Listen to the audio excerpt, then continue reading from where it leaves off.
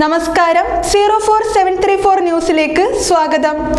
അടൂരിൽ തനിച്ച് താമസിച്ചിരുന്ന വീട്ടമ്മയുടെ വീട്ടിൽ കയറി വായ്ക്കുള്ളിൽ മോഷ്ടാവ് കൈ തിരുകി കയറ്റി ശ്വാസം മുട്ടിച്ച് അബോധാവസ്ഥയിലാക്കിയ ശേഷം കയ്യിലുണ്ടായിരുന്ന സ്വർണവളകൾ മോഷ്ടിച്ചു. അടൂർ ഇളമ്പള്ളി ലെരിലത്ത് ദിവ്യഭവനിൽ രാധാമണിയമ്മയുടെ വളകളാണ് മോഷ്ടിച്ചത്. തിങ്കളാഴ്ച രാത്രി 12-നാണ് സംഭവം.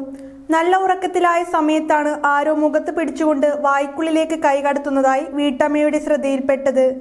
അലറി വിളിക്കാൻ ശ്രമിച്ചപ്പോൾ മോഷ്ടാവ് ഹിന്ദിയിൽ എന്തോ പറയുകയും കയ്യുറ ഇട്ട കൈ ശക്തിയായി വായ്ക്കുള്ളിലേക്ക് കടത്തി ശ്വാസം മുട്ടിക്കുകയും ചെയ്തു. തുടർന്ന് ബോധം നഷ്ടപ്പെട്ടതായി രാധാമണിയമ്മ പറഞ്ഞു.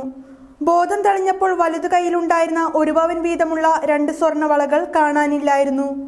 പത്തനാപുരത്തും കുളനടയിലും താമസിക്കുന്ന പെൺമക്കളെ വിവരം ധരിപ്പിച്ചു.